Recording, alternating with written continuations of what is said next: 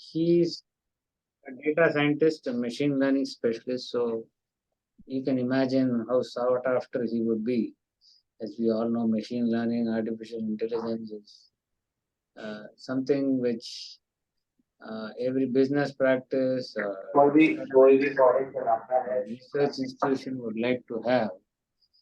So Brijesh Kashyap is a lead data scientist at Florida Blue, so which is a leading healthcare provider in terms of insurance, uh, and is an independent licensee of the Blue Cross and Blue Shield, which we all very well know.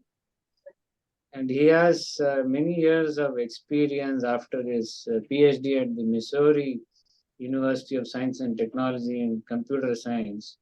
He has been working on machine learning in the healthcare domain with Florida Blue. And he will be talking today on AI in US overall health insurance landscape. But it would be interesting for you to know that before joining Florida Blue, he was into machine learning models in NASCAR racing championships, and I think he has helped some of the teams win the championship. So unfortunately, we can't ask him to talk about NASCAR today. But if you have interest, you can talk to him separately after this webinar today. But thank you so much, Brijesh. Over to you for your talk. Thank you, Dr. Raja, for the kind introduction. Good evening or good afternoon, everyone. It's a pleasure to meet some of you again virtually, but for the others who I have not been able to meet, a very warm welcome to the webinar. I'm very happy to be presenting here. First of all, a quick check. I hope everybody is able to see my screen. Basically, my screen is just, now let me know if you can see my screen. Yes, we can Yes. see your screen. Okay, awesome. So before I dive into the topic for today, which is how AI or machine learning for that matter has changed the health insurance landscape in the United States over the past 10 years or so. And I say 10 years, not because AI or machine learning has been not there before that. It's just that many of the insurance companies, especially the health insurance companies, are deemed as legacy companies. So the adoption is slower in that sense. Traditionally, they used to have actuarial people who used to do all of these things, and then quant came into the picture, and then eventually they migrated over to using the help of data scientists and machine learning engineers to set up systems and be able to deliver better care. And when I say better care, although I talk about insurance, and insurance providers don't necessarily provide care, so to speak, but they are the conduit between the people who actually provide care versus the people who pay for the care. Now, in the US health insurance system, there are components where, it's very similar to how it is here too, but there are components where the government pays for a certain part of the members' care, and then there is, individual payment where people just pay through either their pocket or they get enrolled through their providers, through their employers, and then they get the care and so on and so forth. So we'll go through all of those things, and I'll talk about how at Florida Blue, we are using machine learning, but the whatever I talk about is generalized. So all of the Blues across the Blues organizations and all of the other insurance providers and all of the other healthcare providers also do extremely similar stuff with varying degrees of completion of the same kind of projects that they look for. So with that, let's just dive into this. And I'm going to minimize my screen here, so I won't be able to see if somebody raises their hand or has a question or puts out something in the chat. I mean, I can see somebody's already in the chat, but if somebody else can moderate people raising their hands for a question, I'll be thankful to that. So technically, so to speak, actuarial work kind of falls in three very broad domains. So they try to understand how to price their premiums by looking at how to adjust for risks. And that is done by using what's called as gap closures.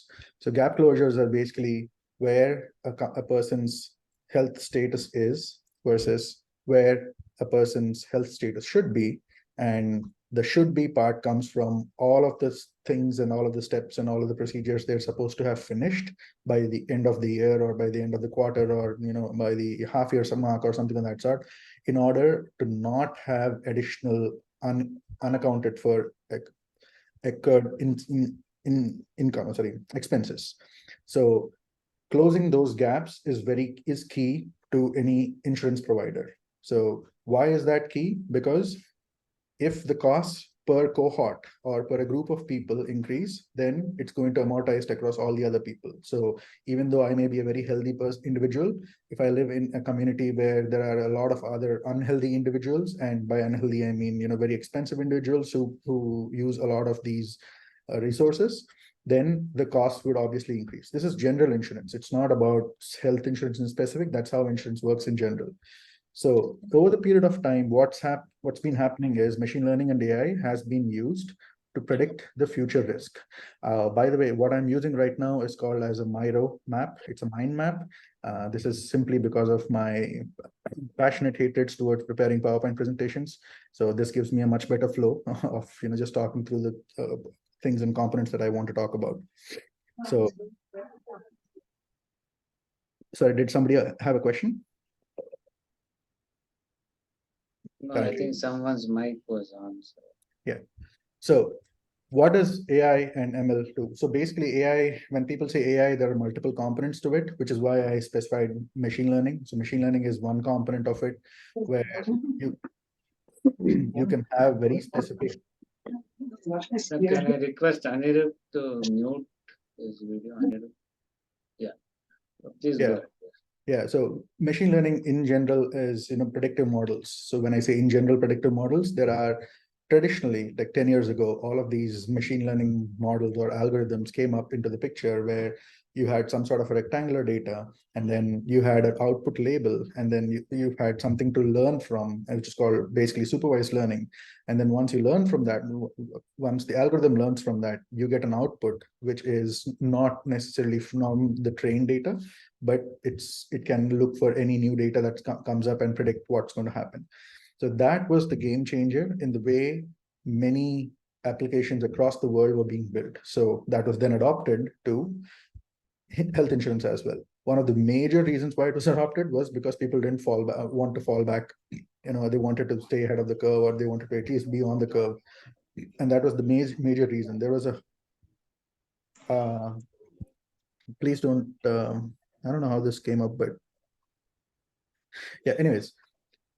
So the predicting future risk is basically what actuarial people do. And then the predicting future risk is basically what we as machine learning engineers also do. Now, there are multiple aspects to that. Now, did this exist before that? Being able to predict the future risk of a member? Yeah, there are companies like Optum, which basically provide ERG risk scores. So there are two types of risk scores. One is the prospective risk score, and then the other is called the retrospective risk score. So the prospective risk score is usually for $25,000, $75,000, and $100,000. And it tries to identify the risk of individual member as how likely or how risky a member is. I say members because we usually use members and not patients. So how risky a member is as compared to a normal member. So if your risk score is 1, then you are less likely. If your risk score is 2, then you're twice as likely as a normal member. If your risk score is 3, then you're 3 times as likely as the normal member. So that's usually how it goes. And these prospective and retrospective risk scores usually give us a very, very, very good idea as to how a member's health status is changing and is evolving. Now, the outputs of these, how does Optum get this? Optum has its own method to calculate it, which they don't share. It's proprietary. They just sell the risk scores to us. Florida Blue and many other insurance providers pay a ton of money to Optum to actually get those risk scores. And those risk scores are updated every couple of months or so, and there is a gap. So it's not like if I tell you that today my risk score is, let's say, 2.3, it doesn't mean for prospective risk score for the next year. It doesn't mean it is from today. It's backdated by 2 months or so. So all of these things were becoming a lot of issue for a lot of reasons, because people wanted to know about the member's health status in the here and now. And that is why we started moving to machine learning and deep learning or artificial intelligence approaches, because a lot of the traditional claims processes and all those things took months to get resolved, took months to actually come into the system. People had to put them in databases where there were case claims, there were professional claims, and there were consolidated claims. So all of those things, the amounts and all of those things, it took months for that to happen. Now, all of those things are basically what we're trying to do with machine learning is to reduce the amount of time it actually takes for us to get from point A to point B, and thereby make sure that, we are able to know the snapshot of a cohort as to how their health status is in a much, much sooner fashion, rather than having to wait for months together and then wait until September or so. And then there are certain programs which may or may not happen. Something will happen, and then things get delayed, and then you have the OAP period, which is basically in October until November. And then during the OAP period, you have to account for new members, and you have to calculate the new premiums, you have to calculate the new pricings, and so on and so forth. This is a lot of headache for a lot of people who do the financial aspects of insurance. So in order to reduce all of those things, we are trying to identify members with health risks as soon as possible, so that we can outreach them and say, hey, member, if you can do these things and close your gaps much sooner, if you can be more engageable, then your health risk will go down, and hence premiums will go down, and so on and so forth. So that's the whole picture as to how machine learning connects to the insurance component of things. Now, where does the government come into the picture? I'll try and see if I can remove this. I don't know how this came into the picture, but anyways, so where does the government come into the picture? The US government comes into the picture in 3 phases. One is Medicare, which is for people who are above 65. Medicare is not strictly above 65. There are people who are below 65 who also get Medicare coverage. And then there is ACA, which is Affordable Care, which is basically called Obamacare. And ACA was under 65 previously, or in some cases it could be individual under 65, and in other cases it would be group under 65. So group insurance is when you have insurance from your company, and then it's an employer-based insurance. Now, individual insurance is you either go to off-market or on-market. On-market is basically there is an ACA marketplace where you can go and you can purchase your own insurance. If you go off market, then that means to say that you've gone to an insurance provider who has a client, who has a sales representative or something of that sort, who talks you through the insurance plans and then gets you onboarded and so on and so forth. So those are the two ways in which you can get insurance through ACA. And then the other is Medicaid. Medicaid is basically for people who are economically challenged. It is equivalent to the Ayushman Bharat that the government of India has started. Medicaid is a program that Florida Blue does not operate in. There are other blues that may operate in, but there are reasons why it doesn't operate in. Florida Blue happens to be a for-profit organization to a certain extent, and then non-profit organization too for the other parts. But essentially, because of the way it's structured, the pricing is structured, and so on and so forth, and how the pharmaceutical companies and the drug makers and so on and so forth, they sell the drugs to CVS or Walgreens or whoever your insurance provider may have tied up with. All of those things will account for how much money an insurance provider can actually make off Medicaid. If they think it's a viable enough option, then they go for Medicaid. In Florida Blue's case, which is the company that I work for, although I'm not necessarily representing them, but I'm just talking about Florida in general. Florida usually has a lot of retirees living there. So there is a huge Medicare segment of the population. And then there's a huge ACA segmentation of the segment of the population. The Medicaid segmentation of the population is also there. I mean, like in everywhere across the US, but it's not to the point where you would break even or probably even get more money out of it, even for somebody to be altruistic. That's the only reason why we don't necessarily work with Medicaid. But because I don't work with Medicaid, I can't really speak to what exactly or how exactly these models are being used. But take it with a rule of thumb that any of the models that I talk about right now here, stars measures or medication adherence or whatever, are basically used for all of the cohorts that I've just spoken about, which is Medicare, ACA, and Medicaid. So stars measures is basically CMS provides stars measures. So you have measures where you're rated depending on the program that you're working with. So if, for instance, there are different star measures for, let's say, diabetes, right? Diabetes medication adherence is a stars model. Okay. So if you do well in that model, and if you fall in a certain bracket that is provided by the CMS, or that is calculated by the CMS, say 90% of your membership is actually medication adherent, then you fall in 5-star bracket. So if you get 5-star bracket, then you get an X amount of money. If you are in 4.5-star bracket, then you get, X minus something amount of money, and then so on and so forth. It's a fraction of the amount of money. Sometimes just going from 3.5 stars to 4 stars can actually get you something about $50 million to $100 million in, the CMS money that you get. So the idea behind building all of these models is to be able to identify members who are likely to adhere to medications, who are likely to get other things done, who are likely to be compliant, who are likely to, probably go to reduce the number of readmissions that they may have, and so on and so forth. So there are stars measured models, there are clinical models, and there are PHM based models, and there are future cost models, and so on and so forth. All of these models that I show here are basically originating from the idea of trying to be able to bracket or put people in certain risk brackets. So nurses understand risk in a certain aspect. Actuaries understand risk in a certain aspect. Machine learning engineers like me understand risk in a different aspect. So in order to combine all those three things together, because if I say the probability of something happening is 80%, and I tell that to the nurse will not understand what I mean. So NCQA, which is one of the organizations in the United States, they work with the nurses, and it's basically quality assessments and so on and so forth. They compress it to a 20-point risk. So it's 1 to 20, 20 being the highest, which is very high risk, and 1 being the lowest.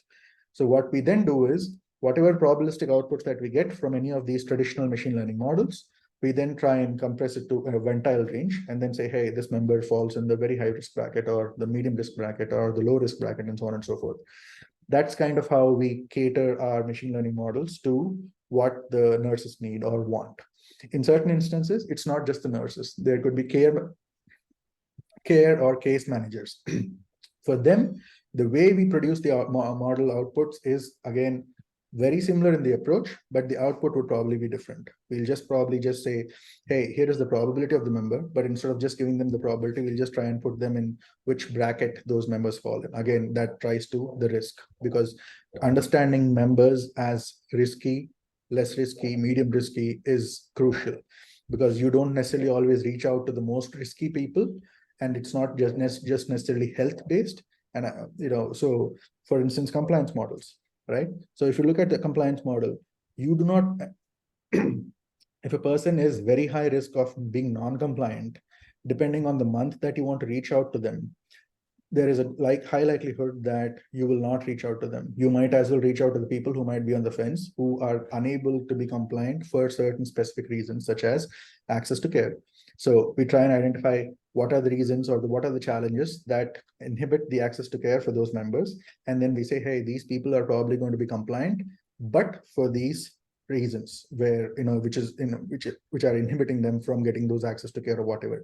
Can you go and help them get the access to the care so that they can become compliant, so on and so forth. So we try and identify different patterns, different reasons, and so on, and whatever is applicable to the domain that we're trying to use these models for. And then we reach out to the people who actually do the outreach. So we ourselves don't do the outreach. So there are other people who do the outreach to the members, and because they're authorized to do the outreach to the members. And then once they do the outreach to the members, then based on that feedback that we get, we update our models.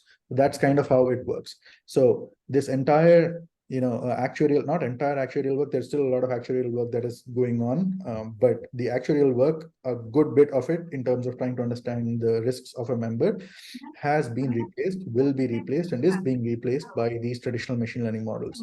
And by the traditional machine learning models, I mean your XGBoosts, your random forests, your logistic regressions, and so on and so forth. Now, over the past few years, especially since the transformer-based architectures have come up, a lot of people are trying to apply those transformer-based architectures in order to get a deeper understanding as to how or which members are likely to be at more risk, so that we are able to increase the accuracy with which we are able to predict who is at risk and for what reasons. And that's when the deep learning models, which are transformer-based models, come into the picture. They usually come into the picture largely for readmission models, or people. When I say readmission is defined as a person who goes to a hospital, gets a procedure done or whatever, stays there for a while, gets discharged, and then in the next 15 or 30 days gets readmitted again for the same or a follow-up reason. Those are called readmissions. So the idea is to reduce readmissions. Why? Because many a times readmissions happen simply because people do not know what to do as a follow-up procedure. Many times readmissions also happen because people do not understand the implications of where to go and how to use their insurance. So all of these things, the member is actually, हाँ जी sir, sorry. क्या हो गया बताओ? Someone, Mr. Swadeep has to switch अरे off or mute his audio. Mr. Swadeep. मेरे काम ही पड़े हैं। और Swadeep. हाँ दिन भेज दिया, पुरानी तो है चीज पड़ी है। Mr. Swadeep has to be muted. Okay.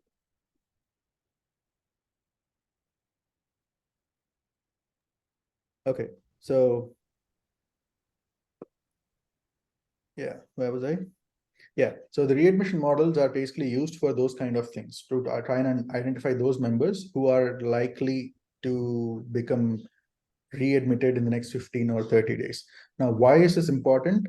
Not just from a business standpoint, but even from a general standpoint, where you have more readmissions, there's a program called Beds and Heads. The idea is to try and have as less heads in the beds, so that other people who actually need care can have care. That is one aspect for it. The second aspect for it is it adds a huge cost, because a lot of people, especially in the United States, their first go-to is an ER. An ER visit in America is extremely expensive. So what typically happens is they go to the ER, they get admitted over there, and then it's called ER to IP visit. So ER to inpatient. So they are then transferred from the ER of the hospital to the inpatient of the hospital, right? Those are usually very expensive. So that adds a lot of cost to other people who probably are just doing the right things. So because all of these things are pooled together, all of these risks are pooled together, then the sole purpose of trying to make sure that we reduce those unwanted costs is key, which is why we develop models such as future cost. So there are cost bloomers, and there are future cost models. The idea is to try and be able to identify, for a cohort of members who are identified as risky, what will be their potential rising cost, or what will be their potential cost in the next 6 months to 1 year. Now, the reason why we want to identify this is, okay, I'll give you an example. In one of the models that we've built, we've noticed that most of the costs that are spiked are usually happen because of an accident or a fall, or somebody breaks their hand or something of that sort. They get procedures done, and those are all expensive and things like that. But then there are people who are chronic patients, and then there are people who have these cancer related issues and things like that. Those costs, there's literally nothing that we can do about it, because those costs will happen the next year as well. But what we do want to identify is people who were at low cost this year are suddenly spiking up to a higher cost, simply because they might have not closed off their care gaps, or they might have not followed up the procedures as mentioned, or they probably have too many readmissions in that year, and so on and so forth. So we want to identify those people and talk to them about how to better manage their health. So those are the things that we do now. And then we work with the case and the care managers to try and understand how is it that we can help the case management appropriate an X number of patients to a Y number of nurses, so that the care managers, they don't necessarily do visits and so on and so forth, but they basically account for any of the issues that happen to them while they're trying to follow their the procedures, sorry, the diagnosis, or the whatever the doctor actually tells them to do. So that's basically how these things work. And then, which is why I put them in the decision-making category, because it helps them, these models basically help these case and care managers and other people who actually outreach to the members, make those informed decisions. And then from a business standpoint, at a VP level or a SVP or EVP level, or at a financial CFO level and all that, they try to allocate the budgets accordingly. So the way the budgets are allocated again are dependent on these things, because there are cases where, because of the amount of money that we save, for example, if we save $10 million or $20 million per year for one of the readmission models, right? So if I paid a premium of $100 and the overall costs were reduced for a cohort for a particular year, and the premium were supposed to be only have been paid $80 or so, $20, not the entire $20, except for the 20% of administrative costs, the remainder of the money is actually sent back to the people who paid their premiums. So these things usually help in reducing and lowering your costs and the burden on the system. So I'll stop at this point to try and ask for any. There seem to be 4 questions. Oh, These are questions which I had asked partly, as you were speaking, some of them you may have answered. okay. But I don't know if anybody else has any questions before we take up this. Anybody else has any questions? Yeah, so my main question is like, you're talking about this machine learning and how the risk score is calculated, but how is this information used by the insurance companies in terms of their financial health? And like if you have more and more people who are high risk and you have less and less people who are healthy, I mean, how does the insurance company adjust to it?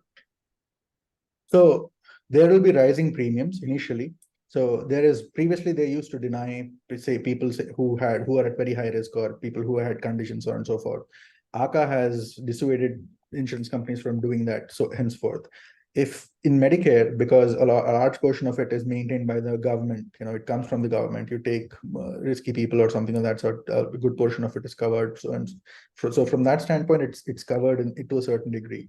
Now for the Medicaid coverage, it's different altogether. In general, if your question is more about how do you actually account for these things, they have to cover for certain individuals. They take them into the picture, the premiums go up, and then we try and apply any of these models to try and understand who those individuals are, what their needs are, why exactly they're trying to do what they're trying to do. Is it because they have lack of knowledge? Is it because they have lack of care? Is it because they have not had not had insurance up until now, and they don't know how to necessarily use their plans, and so on and so forth? So we educate them, we work with them. There are people who have these outreach things. We try and identify what can be done to them. The insurance companies basically give back to the community, an X amount of dollars, so that the infrastructure itself grows to a certain degree, because this is like a non-profit organization to a certain extent. And so that's kind of the way in which you manage some of these adversities. So in general, I don't know if you can answer this. In the last decade or so, how much has the insurance premium changed for a healthy person? Let's say a 30-year-old, otherwise healthy, because I see the healthcare cost is increasing, and obviously someone has to pay for it. And one of the important ways is to increase the premium. But how much has it increased for a normal healthy person in the US in the last decade? Yeah. So again, it depends. So group insurance work differently, individual insurances work differently. The healthcare costs in general, when people say healthcare costs, right, it needs to be understood that they talk about cost to care, right? And that cost to care usually borne by the provider, or at that point. Now, when it is amortized across several people, then it kind of reduces. So certain states have higher premiums, certain states have lower premiums. And certain cohort of people have higher premiums, certain cohort of people have lower premiums. And it's also sometimes difficult to say, because outside of these insurance, there are groups of people or groups of insurance providers basically, who are not necessarily insurance providers by bread and butter, but basically a group of people, like from their church, they get together, they pool up the money, and then they take into account all of these things. So, and it's given into by other people.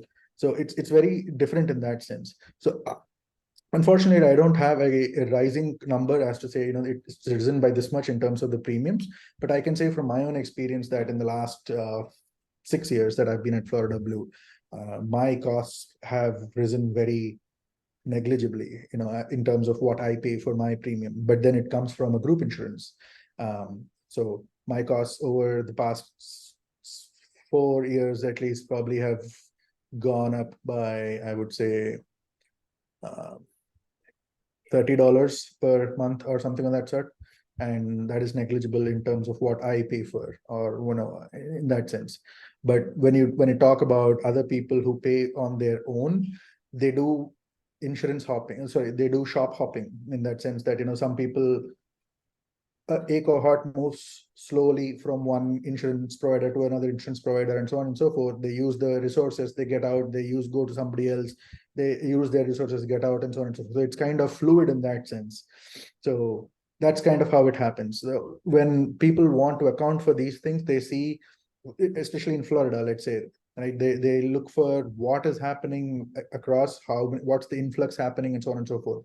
So one of the things that we are looking to do, even at our company, from machine learning standpoint, is to try and account for the economic models over the past 10 years or 15 years, and see how that has affected people's health rather than how that's affected people's insurance, so to speak.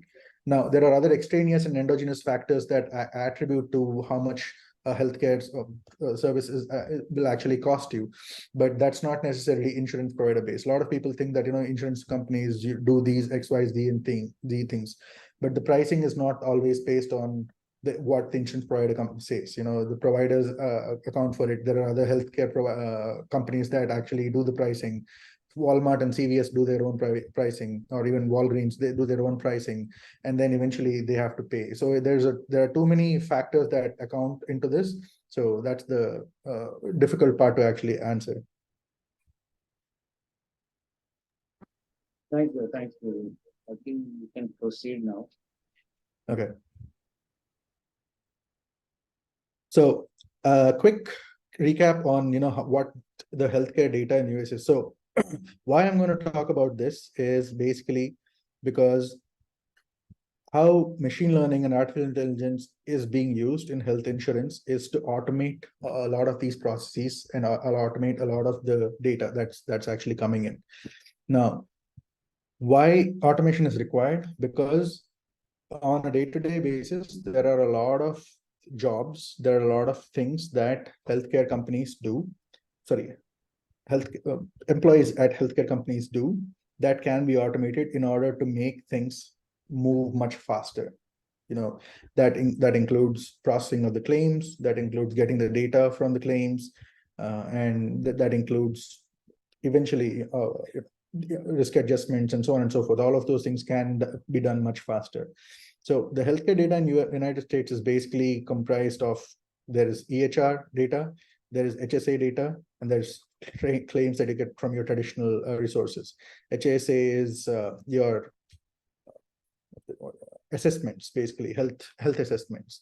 EHR is electronic health records, or EMRs, and then you have your structured and your unstructured, and your all of these basically, either depending on the kind of data that you pull in, are either in normalized databases if the data is easy to pull, or they're in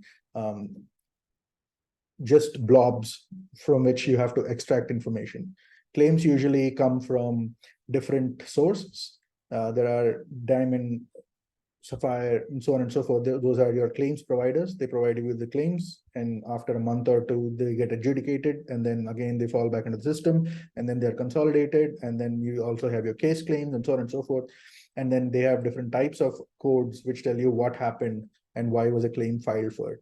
Now, all of these comes usually in normalized databases, because that has been the traditional approach. And then the idea now is to try and move away from these traditional approach as much as we can, except for the adjudication and all those aspects, to try and understand the members' health from the EHR by being able to extract as much information as we can. Then you have patient registry. The patient registry information is secondary information, which you can get from the government or from any third party. Information about data of the safety of medicines, agency for healthcare research and quality provide their own information. It's basically all masked out or aggregated or summated, and then they just put them in one location for us, people like us who also are interested in other things, not just as data scientists at their organizations, to be able to work with that data for research purposes. Now, collecting health outcomes data to monitor these patients' needs, and NIH as a user guide on how to use these things and so on and so forth. So it's usually used for that. And then you have your population health data, which is basically now more frequently being called as health equity. Health equity is basically your race and ethnicity, it's maternity related, care and case management related. Race and ethnicity data is being used heavily, or at least people are trying to identify race and ethnicity of a member, either by using traditional approaches of going and asking the member what their race and ethnicity is, or by at least being able to predict what a person's race and ethnicity could be, at least to the first 2 or 3 races, depending on the probability distributions that you would get based on your predictions. Now, why is this important? Is because in 2018, I think there was a paper that came out saying that all of these algorithms are racially biased towards minority people, and people completely lost their minds out of it over it. And then we had to do a lot of analysis to try and make sure that the algorithms that we had put out there are not racially biased, because we never included any of the race related data. It just so happened that there could be bias based on a member being a certain type, and those kind of things that weren't necessarily accounted for at a very deep level. So that hence the race and ethnicity information is kind of coming up more often than not these days, or it's become very important these days. There's a lot of AI related or AI led race and ethnicity programs that are going out to try and make sure that the bias is reduced completely in the data. So from that standpoint, all of these things that I just mentioned, if you want to go to EHR and then you want to be able to automate extracting all of this information, you do that using using LNLP or LLMs. Now, there are other ways in which you can actually use large language models in order to be able to provide the information that you want to provide to the member. Sometimes a member's health is not just their health and from a physical standpoint, but it's also just an experience that they get from the insurance provider because of the things that they have to go through and all of the documents that they would have to read. Sometimes they don't understand what the things in the documents are. Sometimes they just accept certain things because they probably need some money and they can't foot the bill for certain things and so on and so forth. So healthcare companies are trying to reduce that gap or bridge that gap of lack of knowledge or lack of access to certain knowledge using LLMs or large language models, where you have audio or speech to text translations and other such existing language models, very large language models, which are actually being used like BERT or ChatGPT or anything like that, which translate from one language to another language, from one text to another text, to make it more simpler and cleaner. So that is the automation part. And that's more of the administrative part. So in terms of the financial aspects of it, these are not necessarily used currently. It's again used for legalese. A lot of it is currently being used for the legal aspects of the insurance wing and to try and summarize those documents and so on and so forth. But they also come up with a huge degree of PHI, PII, and all of that. All of those related things that usually keep coming up when you have very sensitive data that you're working with. So that is basically my session for today. And I've covered everything that I could think of that I work on a day-to-day basis. To your question, Dr. Raja, I will definitely get back to you in terms of rising costs or rising premiums, how much they've risen over the past, and so on and so forth. I'll see if that information is available online, because sometimes not all of the insurance providers actually put that information. But then if they're actually asked to share that information with CMS, and if CMS has output that across the last 10 years, and I'll definitely get back to you on it. Yeah, thank you so much, Brijesh.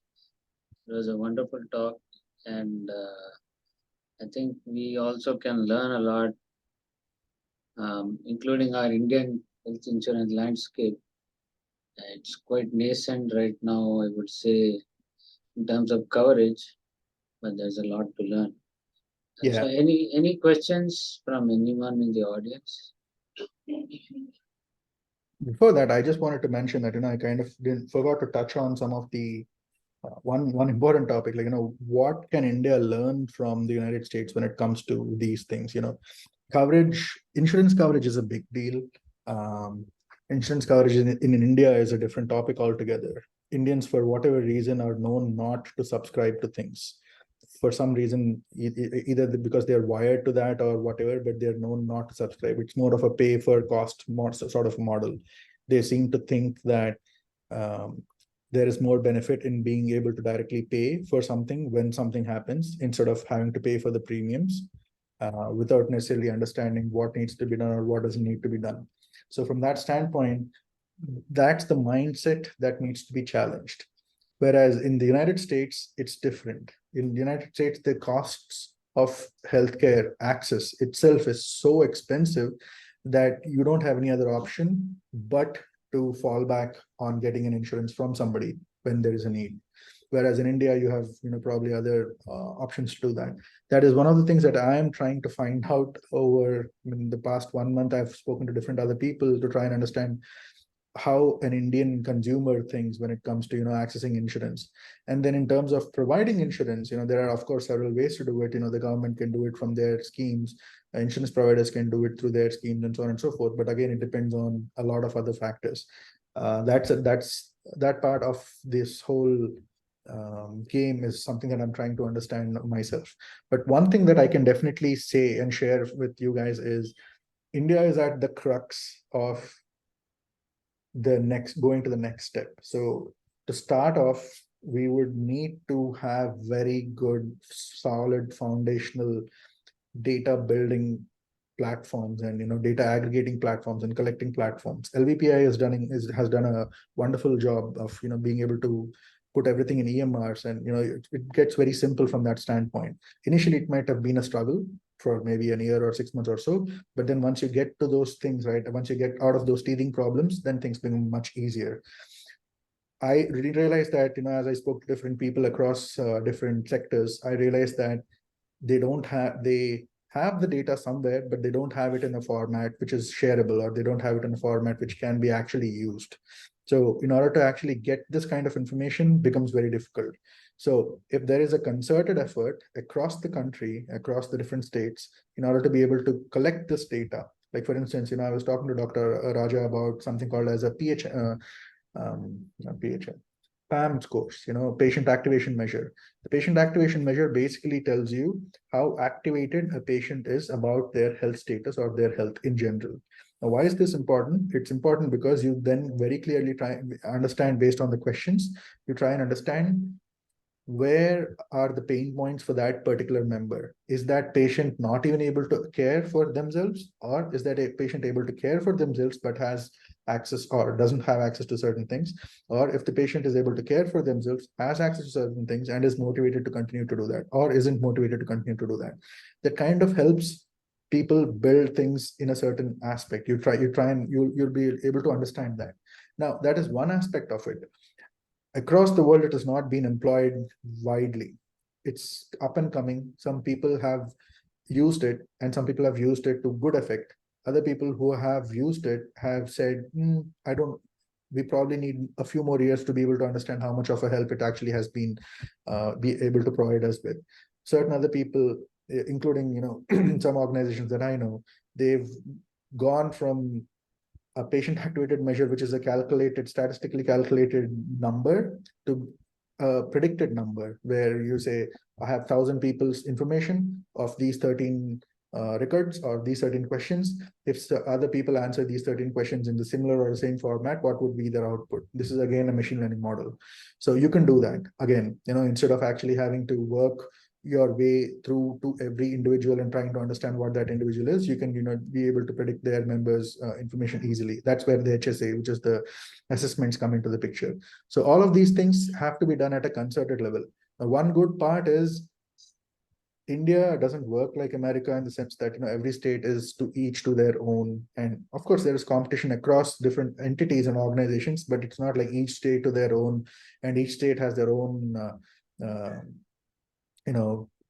It's the dynamics of it is very different. Whereas in India, it's not. Even if you are from Andhra Pradesh or Tamil Nadu or Kerala or Karnataka or something like that sort, to a large extent, things are similar.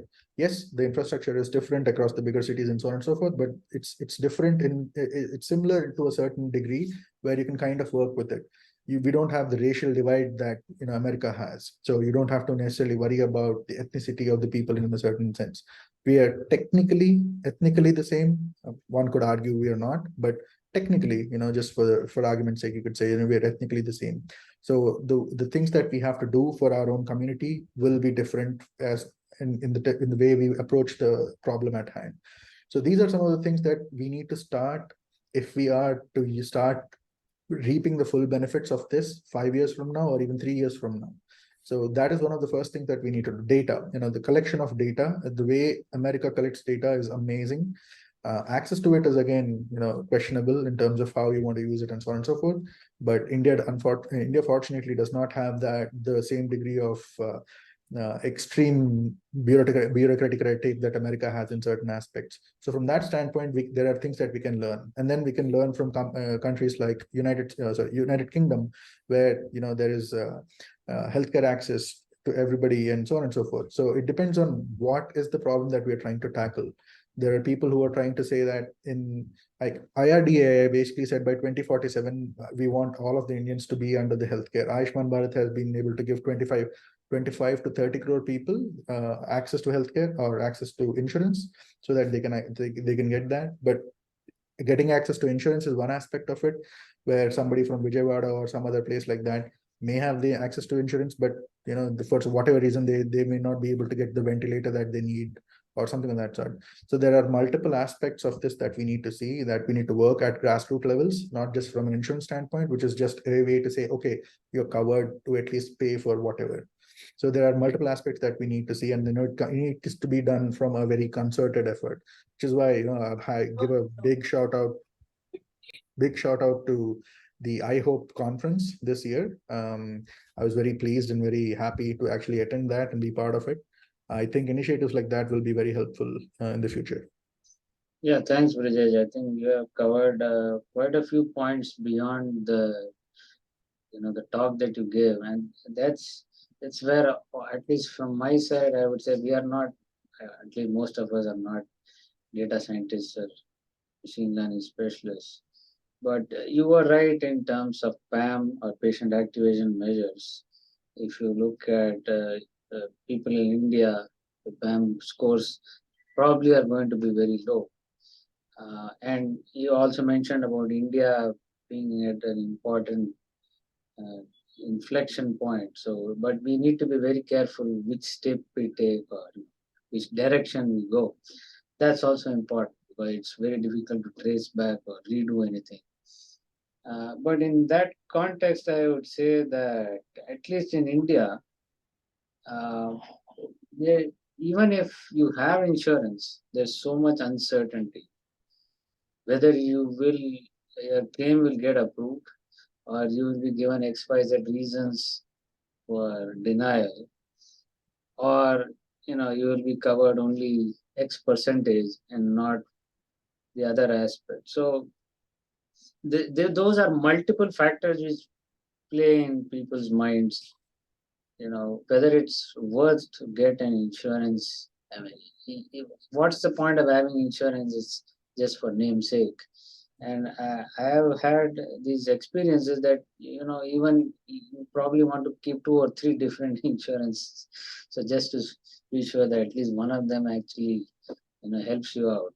But then it becomes very expensive. So the point is that if you think you have a fallback, you should have confidence that again you can rely on that. but if you have a high amount of uncertainty that this thing will help you, and and if you feel that this insurance is not going to be of help when you actually need it, then you might as well spend it now on something else or save it when the time comes. So that's the kind of situation, and that too, let's say you said Ayushman Bharat and the 40%, lower 40% socioeconomic status are covered now. The higher ones don't probably need it or care that much about it, but the missing middle, it's a huge chunk where they do get affected by this. And it's about you can't say I'm covering you, but when the time comes that, sorry, it's pre-existing, or it's already there in the clause that I won't cover these. Yeah. So that's the overall problem that at least we face here at this point of time. Sorry that I know I have taken a lot of time.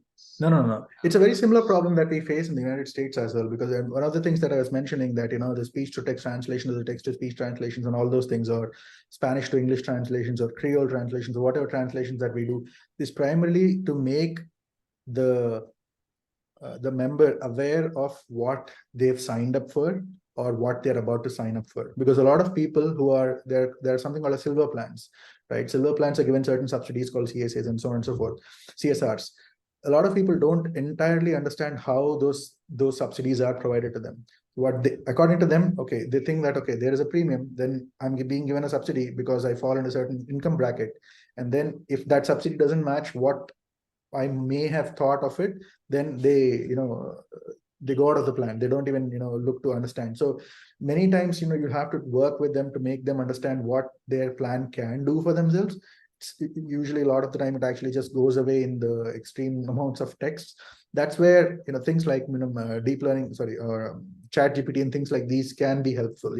We probably have to build apps where people are able to ask in their native language and Tango that, okay, hey, these are the things that you can do, or sorry, you can ask these questions, and then they can ask whatever the question, instead of talking to some agent who might probably get irritated after talking to 10 people and then having to answer the same question and so on and so forth. And there's a lot of friction that is caused, unfortunately.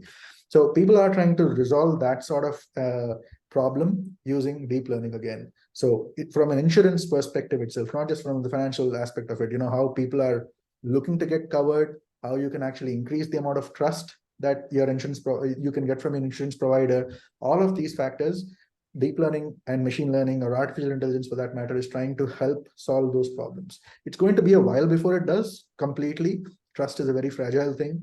So hopefully we'll be able to solve that problem even to a certain extent in the next few years, and then we can extend that to other countries across the world. Yeah, good. So we have another question in the chat boxes from the other Brijesh. How can we analyze impact of change? Maybe probably in outcomes by introduction of new insurance policies using EMR data. So the EMR data is reflective. EMR data will not reflect your health. So EMR data will basically reflect your health status, right? It will not, as a cohort, if it's EMR or whatever it is, you will notice utilization changes. So if there is a new insurance policy change that probably increases your premium by whatever, or doesn't cover for certain chronic conditions, or doesn't cover for certain pre-existing conditions, something of that sort, your utilizations will drop, right? So that is an indicator. So the number of people who go to specialists, the number of people who go to certain things, the number of people who go to certain kind of specialists who are very specific to, let's say, if you have ADHD or something of that sort, ADHD medication, and you are not covered for that anymore, those utilizations will reduce. And that's a telltale sign of how people are looking to move forward with this. And how people, and that's a policy matter which insurance companies or people like us won't really be able to answer. We can just look at the trend and say, hey, this is what is happening. So from the EMR data itself, in America, you have these HL7 standards, now FHIR standards. FHIR is, the basic interoperability standard, where you have 21 or so sections, and each section those things are standardized. What you put in the EMR data is not standardized. So you have Z codes. Z codes tell you your economic status or your condition or whatever, for that matter. It even tells you about if you have some degree of ADHD or something of that sort, and how it may have happened, history of family, and social history, and so on and so forth. All of that information is supposed to be there, but it's not mandated to the provider to actually fill those. So even if there is a new introduction, if the information is not filled out, just by virtue of having the EMR itself, we can't really do much. So we then have to fall back and see, how the utilizations have changed over time, and so on and so forth. I hope that answered your question.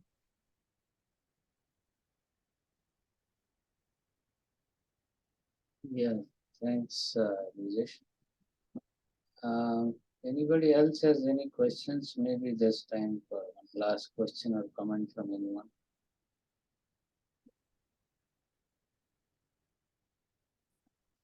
So then we look forward to, working with you further and hearing from you, Brijesh. And, also, if anyone wants to discuss more about NASCAR, as I mentioned earlier, or if you are doing anything else, learn to predict your life. Maybe you can have a separate chat with Brijesh. Maybe he can charge a fee for that.